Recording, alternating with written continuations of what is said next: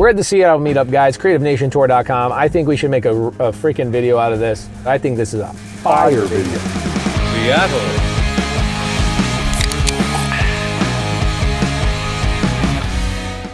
Kenny, we come up here for a second before I hand this to Jamil. Does everybody know Kenny the Connect? Yeah. Okay, if you don't know Kenny, raise your hand if you don't know Kenny. Okay, can we solve that problem tonight? Can you guys, everybody that does not know Kenny, will you pull out your phone, please? I'm gonna give you this man's cell phone so you can bug him day, night, and weekend. Let me tell you a quick story about another way to make money in this market. Kenny's working on it, and when you guys want to do a deal, this is the guy to contact here locally. So they buy a sub-2 deal. Where the sub-2 deal came from is a gal, brand new gal, didn't know anything from anything. She sends an appointment to Rico and Kenny. They close the deal, sub-2, 2.75% interest. And who is the tenant on this property? 8 ladies in recovery, sober living house, Oxford House. Okay, Oxford House is the name of it? Oxford House is the name, yep. And we partnered with Oxford House. They signed a 24-month lease, and they're re-upping next month. How much money do you have in that deal? I got my own money? Yeah. None. Okay, love it. So guys, there's a lot of different ways to make money, especially right now where affordability is the #1 most important thing, where you can help a seller out of a bad situation. You can get a house, really low interest rate, no money, no credit. Are you licensed? No, okay. No license, no credit, no money, nothing. And then you can go and rent it out to people that are coming out of addiction and help. 8 women are in this house. And the name of the company is Oxford House. That is your tenant. So you guys have zero management. You don't have to worry about the tenants. You're not collecting bills from them. They have a 2-year lease, correct? Yep. Okay.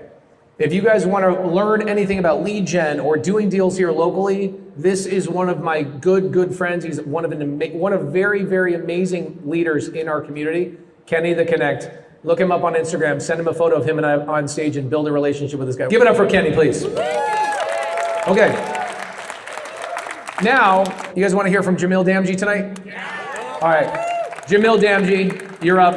After you're done, we're going to play networking bingo. Let's go. Okay. All right. So I'm not going to bore you guys with too much detail, but I'm going to give you some really actionable steps that you can take that can help take your co-living business and turn it into a cash printing machine. So who in here is interested in co-living, has heard about co-living, wants to do co-livings, all the things? I know you do. I realized about 18 months ago that I wanted to retire from the world of mass wholesaling. But I had a problem because I made a lot of money doing wholesale, right? And so I wanted to be able to figure out a way to replace my monthly income and do that with cash flowing rentals.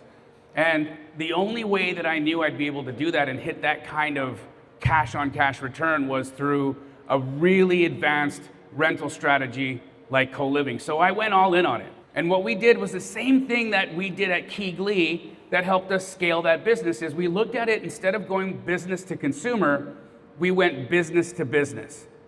Now, why is business to business a superior way to operate? Because it's relationship based. I can do transactions with one company over and over and over and over and over again instead of having to go fish constantly looking for new people. And so my sister went off and explored the world of nonprofits. And I'll tell you that that name is one of the most vicious lies, because there is nothing nonprofit about nonprofits. They have access to funding that will blow your mind.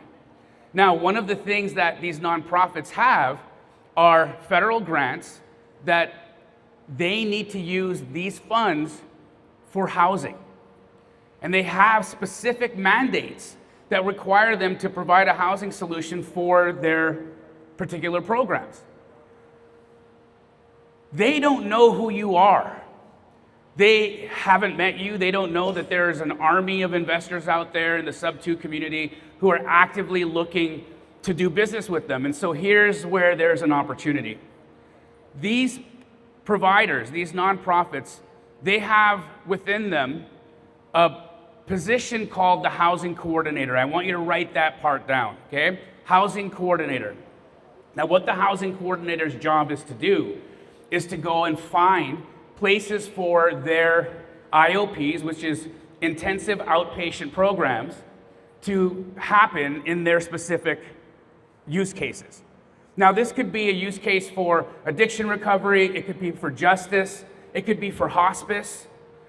I learned something really deeply troubling not too long ago, but that there are people in the United States right now who followed all the rules. They worked 65 years, they worked really hard, they paid their taxes, they had health insurance, and they end up getting cancer. And on their last few months of life, when they need hospice care, they're sent to a Best Western. And that's where they're passing away. And their families are in these environments that are completely disconnected from other people, and it's heartbreaking what's happening there. And the reason for that, there's a housing shortage. They don't have access to these homes. Now, forgive me for the way I'm going to say this, but if you think that people will pay you a lot of money to live in your home, they will pay you 10 times that to die there. Because they need that connection, they need that opportunity, they need the peace. So these housing coordinators, they're the ones you want to connect with. Now, the other thing that these nonprofits are looking for is what bolt-on services can you provide that can help them in their mandates. So one of the things that we do in our co-living homes is we offer job placement training. Now, I'm not here to have a political discourse about what's happening in our immigration situation, but to say that we've lost a tremendous amount of skilled laborers in Arizona would be an understatement. We've lost tens of thousands of them. My landscaper disappeared 3 months ago and no one has seen him or heard from him again. And that's not just landscapers, it's everywhere. It's drywallers, it's framers, it's people who do floor, it's painters, the whole gamut. And so where do we find the replacements? Interesting. They're living in my co-living homes. And so we just recently finished our training of a group of individuals that's living in our house to now be on our construction projects.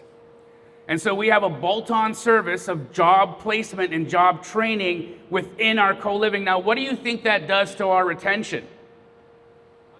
100% retention. They have, not only are they vertically integrated in our home, they're vertically integrated in their entire lives.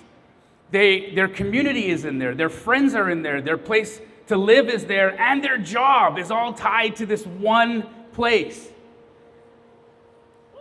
After we started scaling this up, it became really interesting as to what the demand started to look like. Because right now we have a 9-month wait list in Phoenix with 0 vacancy. 0 vacancy. So the housing coordinator is what you're looking for. You need to have bolt-on services, some type of service that you can provide to that specific IOP that can be helpful for whatever mandate they have. And the third thing that you want to be very aware of is the fact that these organizations are looking for properties that create connection. And so living rooms, things of that nature are really important. You need to have areas where people within the house can actually get together, eat together, speak to one another, and have friendships and have some connection in there. So when you're thinking about your renovation projects, keep the living room. It's also very important that you do that because if for whatever reason you decide you want to sell the property in the future, it has to still resemble a house.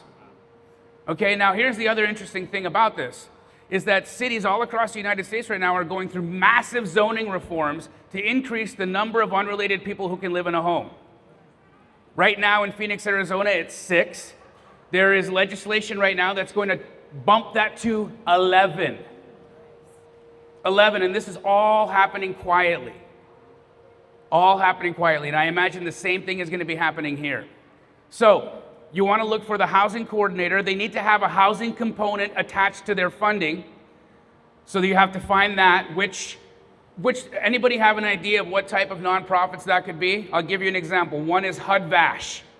Okay, you could have an incredible impact on the vets who have gone out there and risked their lives for our freedom, and provide them housing at an affordable price and helps them build community and gives them some specific job training so that they might be able to go out and have a better situation around the corner. How about horse therapy involved? Therapy is incredible. Hospice is, again, one of these very, very interesting niches that has a lot of demand. Now, once you find the housing coordinator, you need to have your plan. So have your pitch decks ready before you start calling these nonprofits, because you're only going to get one chance on the phone with these guys. And if you're not ready, and if you can't deliver what they're looking for, they're going to hang up the phone, or they're going to get off the phone with you and just move on to the next thing. Okay, so the housing coordinator, who are you looking for? The bolt-on service is extremely important. And you want to find out from them what their budget is for these specific weekly programs that they run. Right now, we work with a group called Mercy Center in Arizona. They get $700 a week per person to provide them job training and housing. And what do you think they're paying us out of that? $150, $200. And so they have a big opportunity to have a really big profit margin there as well, right? So you're scratching their back, they're scratching your back, you're giving them 100% of what they need to fulfill their housing program, and they're giving you 100% occupancy. If you guys have any questions, or if you want to learn more about how to do this, feel free to send me a DM. I don't get nearly as many DMs as Pace does, so y'all can blow my DMs up and I'll do my best to respond to you as quickly as I can. But right now, there is a massive need in your communities. And so if real estate investing is important to you, and if being an impactful member of your community is important for you, I would absolutely suggest that co-living should be the way that you go on some of your strategies. Cool? All right, who's gonna buy a co-living house tonight in this place? Who here's got a deal available that they want to sell that could be a good potential co-living? Hand up. All right, I want to talk to you guys. All right, are we ready to do a networking game? Let's get it. Give it up for Jamil Danby. My man.